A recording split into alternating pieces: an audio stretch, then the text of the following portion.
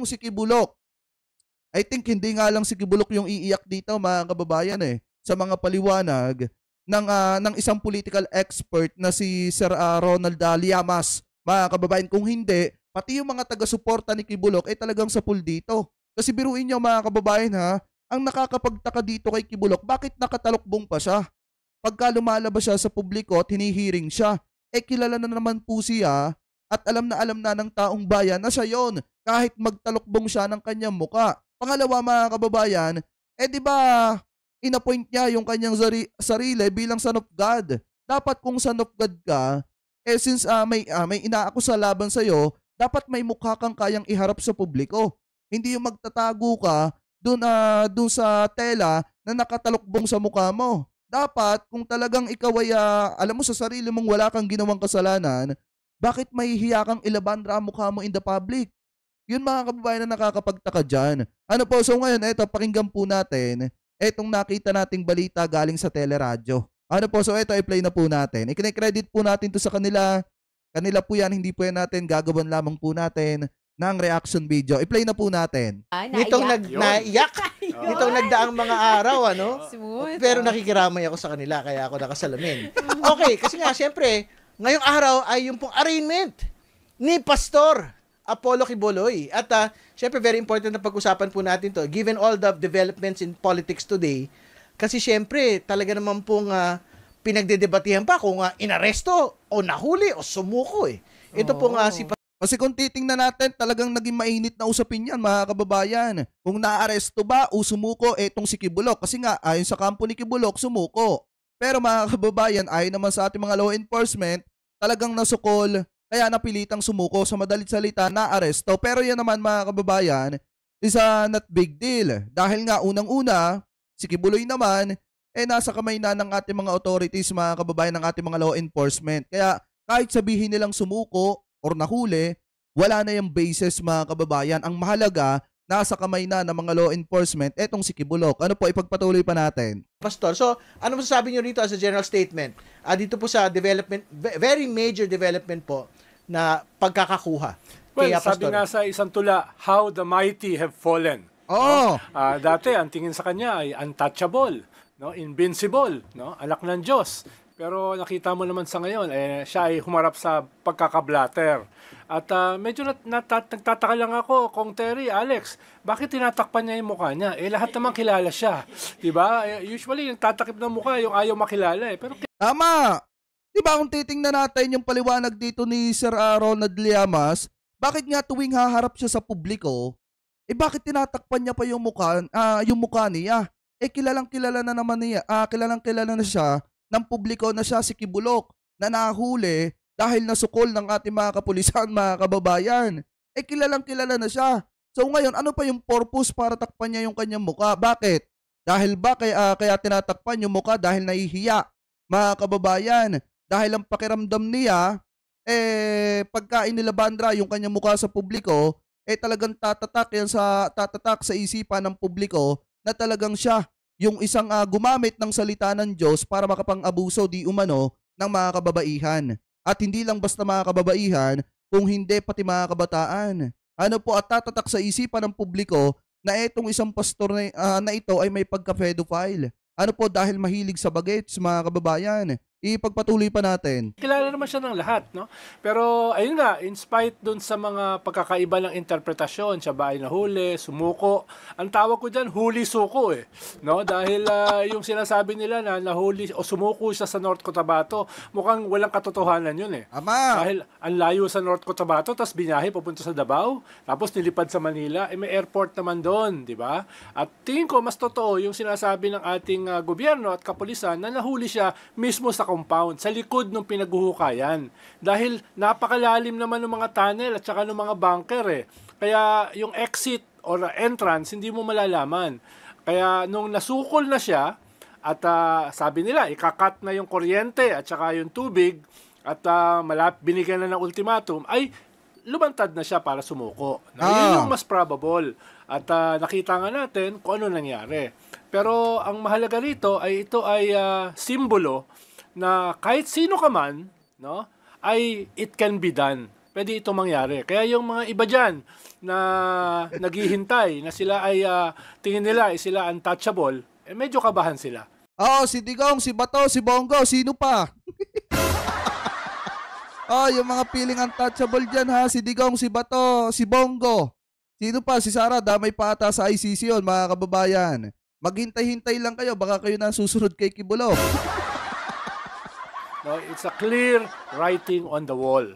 Yun. Sec Ronald, no, parang nakakatuwa kasi parang kailan lang ang debate, puwersa ng kasamaan o puwersa ng kadiliman. Ngayon naman, naaresto ba o sumuko, no? Ay hindi, may kulang pa pala mga kababayan kasi si Roque parang nanganganib na rin.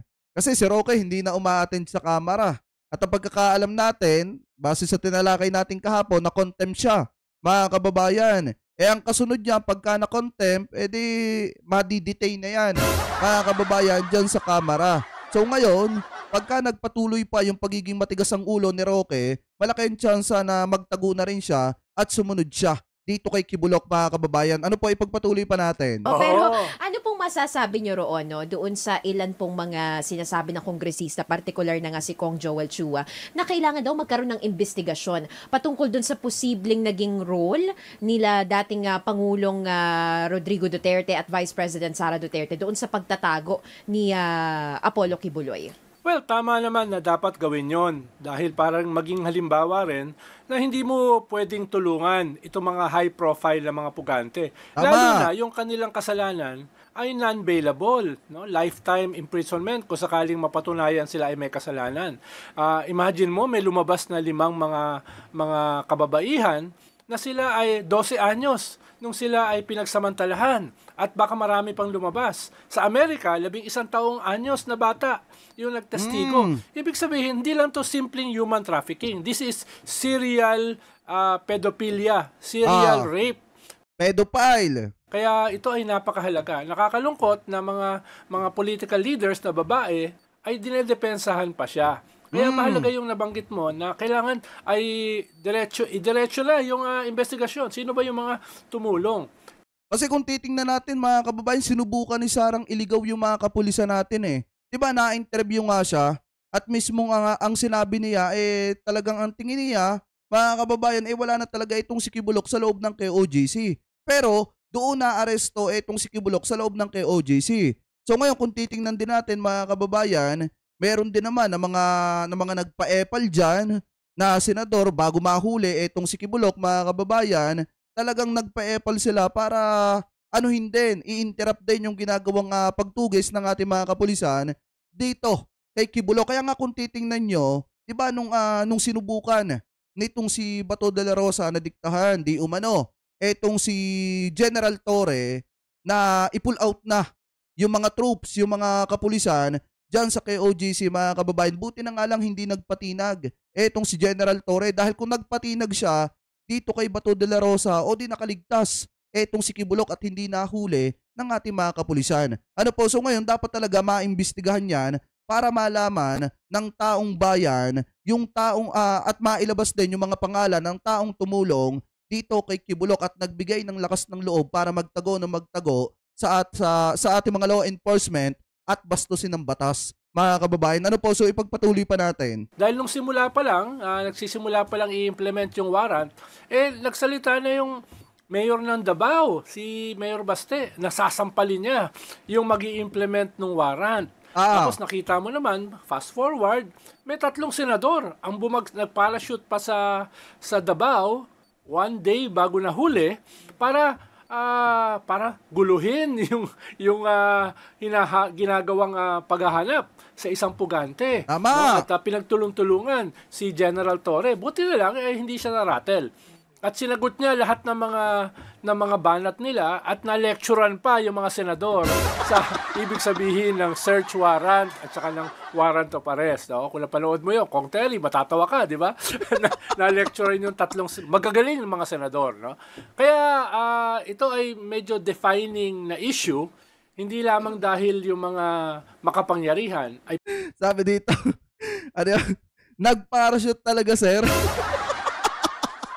Hindi, nag-parachute nga daw yung 3 senador eh. Tapos nagpa-epal nga naman mga kababayan doon para guluhin yung ginagawang pagtugis ng ating mga kapulisan dyan kay Kibulok. Kasi alam niyo mga kababayan, nung araw na nag-set etong si Kibulok ng tawag dito, ay etong tatlong senador ng hearing dyan sa KOGC mga kababayan, dapat nung araw na yon huli na yan si Kibulok eh. Kaso nga lang ang problema, nagpa-epal nga yung tatlong senador mga kababayan. Kaya kinabukasan na nahuli etong si Kibulok. Dahil nga mga kababayan kung titingnan nyo, diba sinubukan pa nga ni Bato na diktahan etong si General Torre. Buti na nga lang matigas mga kababayan at mataas yung dedikasyon ni General Torre na mahuli etong si Kibulok at hindi siya nakinig dito kay Bato. Ano po? Anyway, ipagpatuloy pa natin. Ay pwede mong dalhin sa hustisya kung hindi yung mga halimbawa ng ilang matitinong mga kapulisan na hindi pwedeng iharas, takutin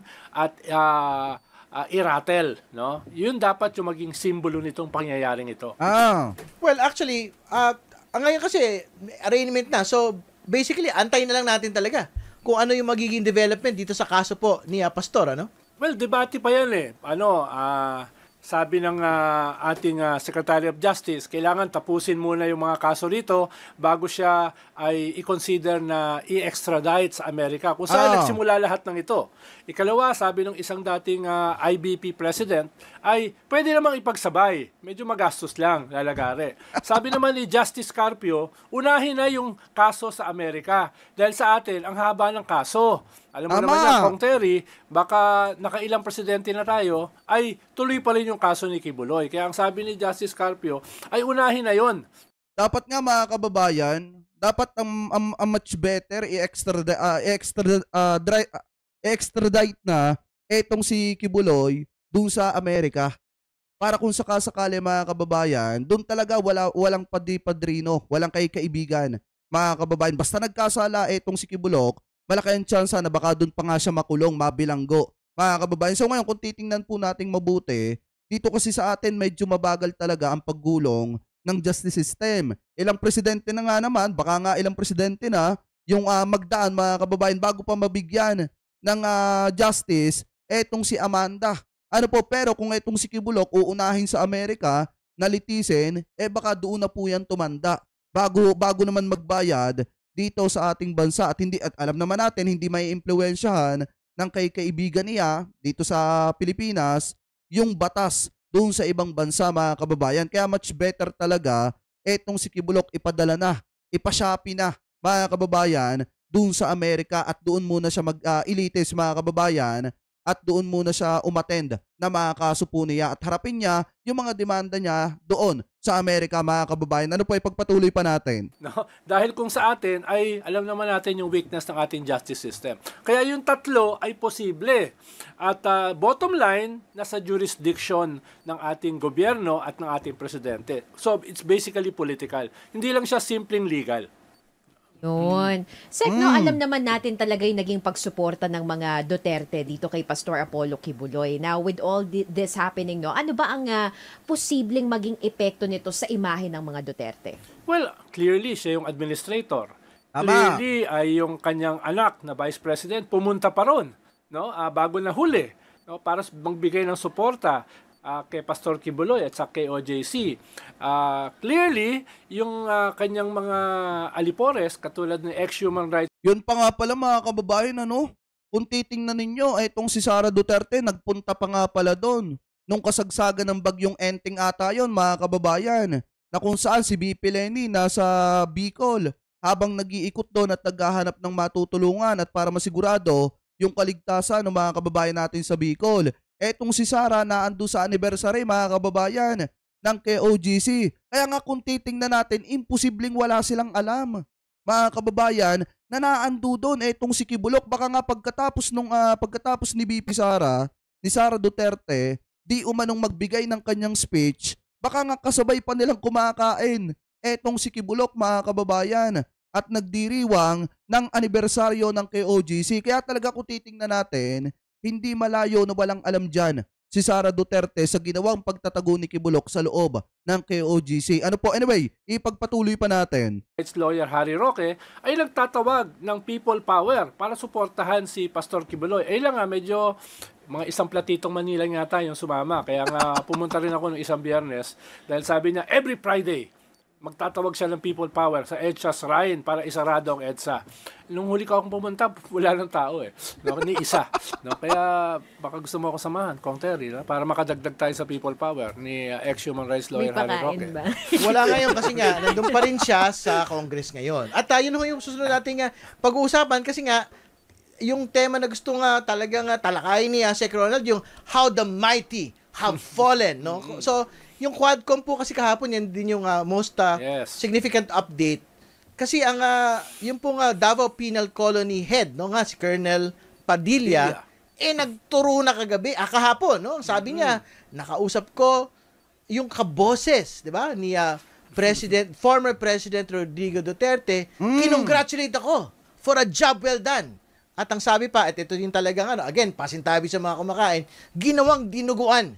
Ito pong mga Grabe, no? biktima nito pong pagpatay sa loob po ng Davao Penal Colony. So, how significant is the Quadcom po, particularly in developments po from yesterday? Well, nung unang lumabas yung Quadcom, ang pumasok sa isip ko, para yung Truth Commission, yung sa South Africa after ng apartheid. Meron din mga Truth Commission sa Latin America pagkatapos ng diktadura or pagkatapos ng isang napakagulong predecessor ng kasalukuyang gobyerno. Kaya ang tingin ko dyan, parang similar sa isang Truth Commission na imbis na patsi-patsi yung investigasyon, ay pinagdikit-dikit nila.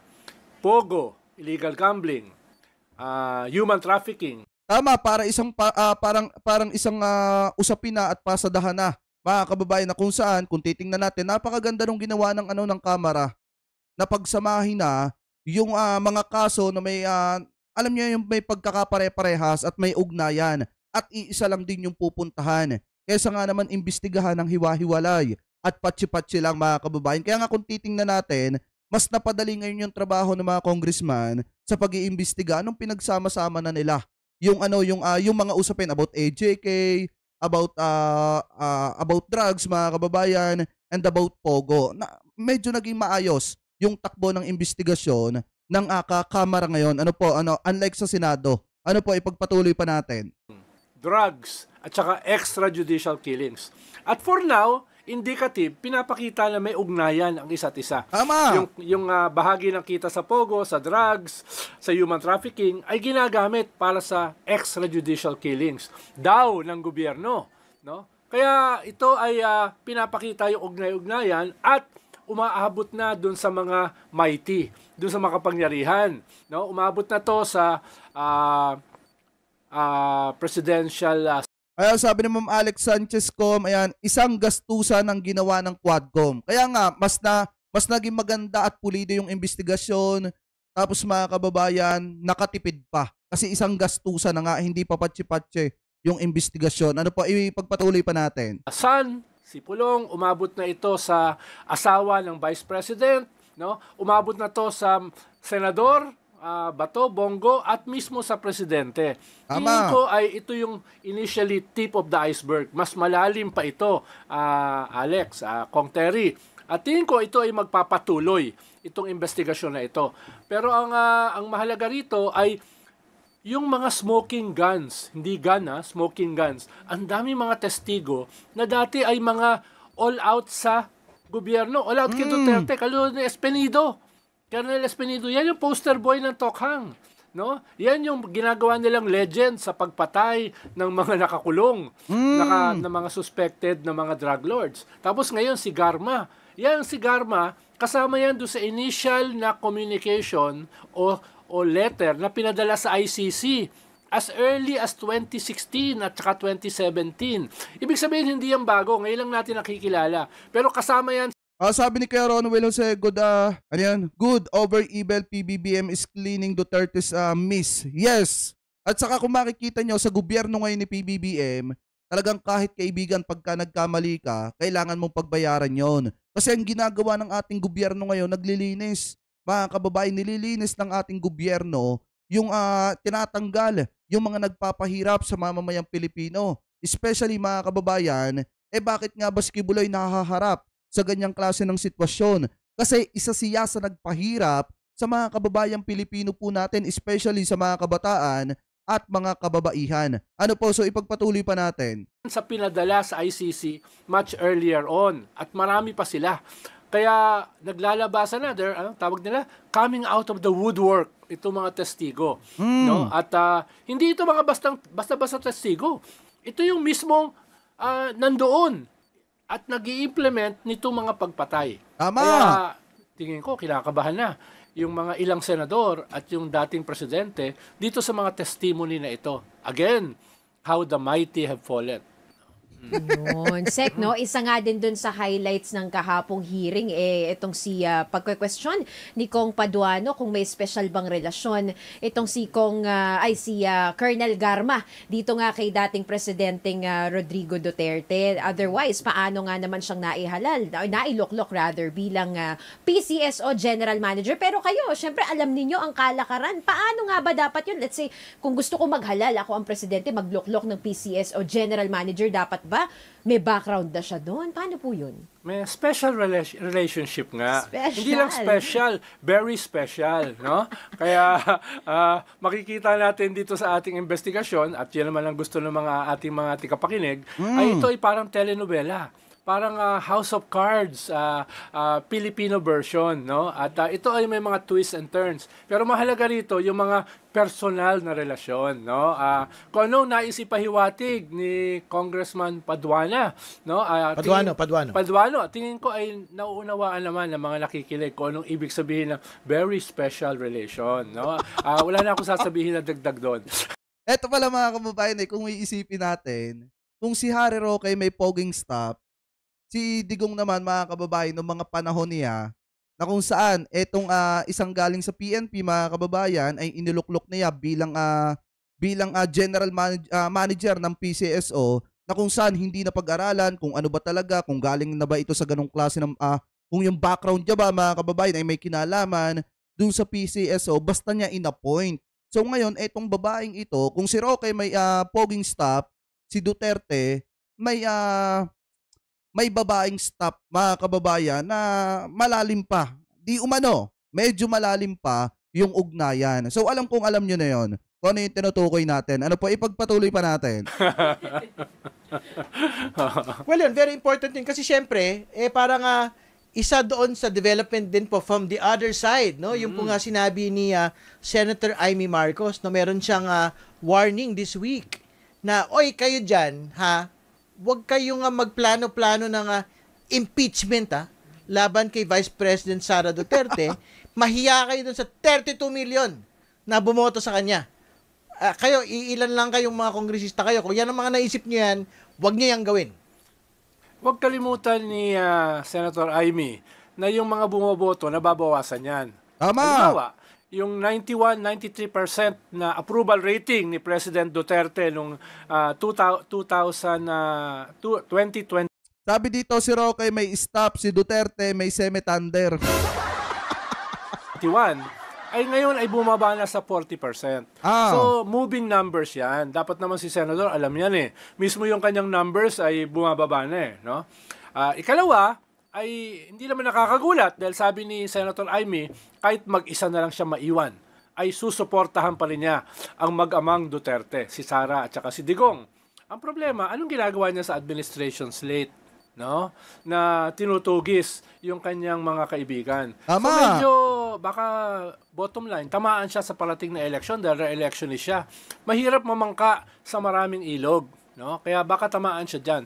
At hindi, ako talaga personally mga kababayan, magaling yung alam ninyo kasi alam ko naman na mga Marcos loyalist po kayo. Ako talaga mga kababayan, kahit napasama yan sa bagong Pilipinas slate, hindi ko talaga iboboto yan. To be honest, mga kababayan, hindi ko susuportahan yan. Kasi unang-una, kita nyo nga kung paano balahurain ni Duterte etong si PBBM. Tapos saglip na kampihan niya yung kapatid niya. Kasi mga kababayan, normal na nakikita natin na talagang kapag yung isang ate, binabalahura yung nakababatang kapatid, talagang nagagalit yung ate. Pero mga kababayan, ito medyo kakaiba. Kasi unang-una, binabalahura na nga yung kapatid mo, kumakampi ka pa doon sa nambabalahura sa kapatid mo. So bilang isang taga-suporta ng ating presidente, mga kababayan, medyo hindi ko gusto yung ganong klase ng senaryo, mga kababayan, na ginagawa ni Senator Amy. Kaya nga kahit i-promote yan ni PBBM, pasensya na sa inyo, hindi ko talaga iboboto yan, mga kababayan. Ano po, ipagpatuloy pa natin. Panghuli, tignan niya yung ebidensya. Halimbawa, itong impeachment na ito, baka may impeachable offense naman talaga. Yung pagtanggal ng 1.3 billion na redundancy sa budget ng presidente, baka may basihan naman talaga. At yung kanyang hindi pagharap na sinasabi ni Congressman Marcoleta ay binubunggo ang tradisyon. Pag bumunggo kasi ang tradisyon sa konstitusyon, 'di ba, Kong Terry, 'di ba, mas mahalaga ang konstitusyon. Tama. No? Lalo na do sa mga first termer. Sabi nila, wala kaming alam dyan sa tradisyon na yan. Ang mahalaga sa amin, yung role ng Congress para suriin ang budget ng kahit sino. At yung pag-iwas nitong mga sinusuri namin ng mga budget ay mali. No? At saka mga kababayan, pagka kasi sinunod ninyo, eto, medyo nalilihis na tayo ng usapin pero tatalakayin pa rin natin mga kababayan. Kasi pagka pinakinggan natin yung sinasabi ni Congressman Marcoleta, kapag ka sinunod natin yung tradisyon, mga kababayan, na sinasabi niya na kung saan kapag ka yung dalawang politiko na may highest position, bawal tanungin tuwing tatalakayin itong patungkol sa kanilang mga budget, mga kababayan, mawawala din yung essence nung salita na public office is the public trust, mga kababayan. Tandaan po natin yan. Malimit sabihin yan, mga kababayan, at malimit po nating marinig yan na public office is the public trust. So ngayon, kung susundin natin yung tradisyon ni Congressman Marcoleta, anong silbi ng salitang yon? Na public office is the public trust, mga kababayan, di wala na. Kasi nga, unang-una, kapag yung politiko ay may mataas na posisyon, ayon sa tradisyon ni Congressman Marcoleta, ay bawal nang tanungin. Di wala nang karapatan ng mamamayang Pilipino na magtanong dun sa mga politiko na may mataas na posisyon kapag ang pinag-uusapan ay pera ng mamamayan. Kaya nga, disagree tayo dun sa pananaw ni Congressman Marcoleta about dun sa sinasabi niya na tradisyon, mga kababayan. Ano po, ipagpatuloy pa natin. Hindi yan tradisyon, yan ay konstitusyon. Sec, regarding nga po nung impeachment rumors na ito, no? Although sinabihan naman ni Kong Franz Castro itong si Vice President Sara Duterte na huwag mag-rely daw sa mga marites and to get her facts straight. Pero sa ngayon nga ba, kung pag-uusapan natin yung mga nangyari, naganap, meron bang basihan para sa isang impeachment case? Baka marami, dahil may kaso sa Supreme Court tungkol dyan sa Confidential at Intelligence Fund. May kaso sa COA tungkol sa disallowance na 73 million na personal na babayaran ng Vice President, etc. etc. Merong mga testimony si Las Cañas sa International Criminal Court na kasama si Vice President Sara sa crimes against humanity. So wag natin kalimutan, hindi lamang legal process ang impeachment. It is also a political process. At tingin ko ay next week ay baka may magsimula ng magsampalang kaso. Nako po! Kailangan lang naman dyan, di ba, Kong Terry? Isa lang naman ang mag-endorse na kongresista. Kahit sino, pwede magsampal ng impeachment. No? Ako, ikaw, no? Pwede magsampal ng impeachment basta i-endorse ng isang kongresista at pagbobotohan sa Senado na for now, tingin ko ay medyo maliit ang suporta ng Vice President sa Senado. So ngayon, mga kababayan, eto ayon po dito kay political expert, mga kababayan, kay Sir Ronald Llamas, na baka next week or baka pa sa mga susunod na linggo meron na pong magsampa ng impeachment laban kay Sara. Ang pagkakaalam ko, parang yung Makabayan Black, mga kababayan, nagsampa ng impeachment complaint laban dito kay Sara. Kasi nga, mga kababayan, talagang marami sa mga netizen, especially sa mga kababayan Pilipino natin, ang hindi natutuwa dun sa inasal nitong si Sara Duterte at kung paano niya ginasta yung pera ng mamamayan. Ano po, yung tiwala ng mga kababayan Pilipino natin, unti-unti nang nawawala dito kay Fiona. Ano po, so ngayon, ipagpatuloy pa natin. Mas delikado kung sila ay gusto magkaroon ng impeachment kung gagawin nila after the midterm election. Dahil baka magbago yung numero sa Senado. Sa House, hindi masyado. No? Kaya, very interesting itong parating na linggo. Dahil malaki ang posibilidad na merong magsampa ng impeachment at lulusot yan in terms of endorsement. No? Well, very important to kasi syempre, ano naman yung batayan? I-impeach si VP Sara. Ha? Ano ba naman yan? Porque yung may notice of disallowance na 70 million, i-impeach yun na siya. Again, to be fair, ang sinasabi ho ng kanya pong kampo, hindi naman ito final and executory. This is still subject Ay, Ate Ses G, mega love shoutout to appeal. At tinitingnan siguro ng mga kongresista ngayon, dalawang bagay, no? Betrayal of public trust at graft and corruption. So, basically, ang sinasabi nila, at malamang ito po yung sabi nila, it is still appealable, it is not final and executory. So, what are you talking about? Ano yung impeachment na pinagsasabi ninyo dyan?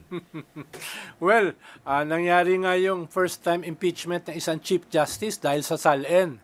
Dati hindi pinag-uusapan yung SALN dahil ang daming lumalabag dyan. Pero naging impeachable case yan laban sa Chief Justice for the first time in our history. So, hindi yan ganyan kaliliit na mga bagay. Tama. At kahit yan ay may final resolution pa, yung notice of disallowance, usually, pag binigyan ka ng notice of disallowance, ay hindi na yan nababago. No? So, itong mga issues na ito ay pwedeng gamitin for impeachment. No? Dahil hindi naman court of law ang impeachment. Tama. It is a political as well as a legal process. No? Sex, sabihin na natin na matuloy yung sinasabi nyo, yung posibilidad na next week meron na hong mag-file ng impeachment. Ano sa tingin nyo kahihinat na ng gugulong ho ba yun? Well, ang kalaban dyan ay panahon. Dahil nga ay end of the month ay recess na. At sa October 1, filing of candidacy na. Pero kung yan ay mamadaliin, yan ay probable, hindi siya impossible, no? So depende sa powers that be kung paano nila mamadaliin 'yan. No? Tingin ko nga dyan mga kababayan kung sakasakali na may mag-file ng impeachment complaint laban dito kay Sara Duterte, ang mangyayari dyan mga kababayan kapag gumulong yan, baka magbitiw bilang Vice Presidente etong si Sara para makatakbo siya mga kababayan sa 2028 presidential election. Yun yung gagawin niya at possible na gawin niya mga kababayan kasi kung mananatili siya habang gumugulong etong impeachment complaint laban sa kanya at mananatili siyang vice presidente at eto ay nagpursue mga kababayan at natalo siya dito na impeach etong si Sara, hindi na siya pwedeng kumuha ng kahit na anong hindi na siya pwedeng tumakbo sa kahit na anong posisyon sa ating gobyerno mga kababayan. Kahit pa barangay captain, hindi na siya pwedeng tumakbo. Kasi nga na-impeach na po siya. So ngayon, ang gagawin niya dito, baka mag-resign po siya mga kababayan bilang pangalawang pangulo ng ating bansa at tumakbo sa 2028 presidential election. Yan yung possible na pwedeng gawin niya. So ngayon, ipagpatuloy pa natin. No? Kaya hindi siya imposible. Pero, inuulit ko, yung panahon ay lumiliit. Pero yung numero ay nandyan. Even in the Senate. Kailangan kasi ng 8-9 para ma-reject yung impeachment na yan. Hindi magkaroon ng conviction. Tingin ko ngayon, sa bilang ko, mga 3-4 ang magdidepensa o boboto para sa Vice President sa Senado.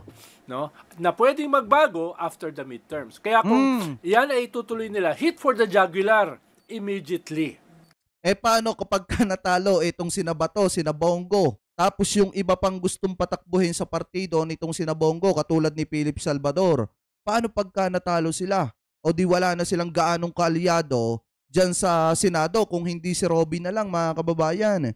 Si Robin Padilla na lang ang pwede nilang maging kaalyado dyan. Kasi kung titingnan po natin, talagang matibay lang naman dyan na sumasangga kay Sara, si Robin, si Bato, at saka itong si Bongo at saka itong si Aimee Marcos. So ngayon, kung itong si Aimee Marcos matatalo din, itong si Bato matatalo din, itong si Bongo matatalo din, so darating na midterm election, iisa na lang yung possible na pwedeng mag-depend dito kay Sara Duterte. Kung sakali na mag-pursue yung impeachment complaint laban dito. So ipagpatuloy pa natin. Kung gagawin nila yan. Okay, talaga naman napakadami ho nating natutunan at mga updates no na nakuha po kay former Secretary Ronald Llamas, Presidential Political Advisor at ngayon po ay leading political analyst sa atin pong bansa. So ito mga kababayan, siguro hanggang siguro akat na natin dito. At maliwanag naman mga kababayan na eto malaki ang posibilidad na baka itong sina Digong mga kababayan ay maimbestigahan din kaugnay dito kay Kibuloc. Kasi nga, merong isang kongresista na talagang ipinuporsyon na dapat maimbestigahan yung mga taong tumulong dito kay Kibuloc mga kababayan para makapagtago. Dahil kung titingnan talaga natin, biruin nyo ha, sinasabi ni Sara Duterte nung na-interview siya, hinihinala niya na wala na si Kibuloy sa loob ng KOGC mga kababayan at ito ay nakaalis na ng bansa at nakapagtago na. Ngayon kung titingnan natin, nagpunta pa rin siya mga kababayan dyan sa KOGC nung nagkaroon ng anibersaryo at nakapagbigay pa nga siya doon ng statement niya mga kababayan ng kanyang speech mga kababayan dyan po sa KOGC. Tapos ang pinakamalupit pa dyan, baka nga pagkatapos niyang magbigay ng ng speech mga kababayan, baka nga kasabay niya pang kumakain, di umano, yang si Kibuloc sa loob ng KOGC habang nagsiselebrate sila ng anibersaryo ng KOGC. Kaya mga kababayan, hindi talaga malabo na may alam si Sara at isa sila di umano sa tumulong dito kay Kibuloc mga kababayan. Kaya dapat talaga maimbestigahan din po yan para hindi pa marisan nung ibang mga politiko. Ano po at dito mga kababayan, maliwanag din naman na nakakapagtaka lang na itong si Kibuloc tuwing lalabas in the public, bakit nakatalokbong pa yung kanyang mukha? Kilalang kilala na naman siya ng sambayan ng Pilipino. Bakit? Dahil nahihiya ba mga kababayan? Dahil ayaw niyang ipakita yung kanyang mukha sa sambayan ng Pilipino at ayaw niya mga kababayan na kumalat yung kanyang mga larawan na nakaposa siya mga kababayan. Ano po? Dahil kung titingnan natin, ngayon marami na silang mga dahilan, mga katuwiran na gusto nilang mapaboran sila. Kaya sunod-sunod yung mga hinihingi nila na pabor at request mga kababayan para mapabuti etong si Kibuloc habang nakakulong po ito mga kababayan. So kayo, ano po ang opinion ninyo mga kababayan? Hingil po dito sa mga topic po na hinimay po natin at tinalakay po natin. Ano po masasabi nyo hingil dito sa mga hinimay nating mga isyong ito mga kababayan? Sang-ayon ba kayo na dapat maimbestigahan di umano etong mga tumulong dito kay Kibuloc para makapagtago at para bastusin yung ating law enforcement, yung ating batas mga kababayan? At ano po masasabi nyo hingil po dito mga kababayan sa sunod-sunod na request ng kampo ni Kibuloc para mapabuti ang kalagayan nitong si Kibuloc? Comment below na lamang po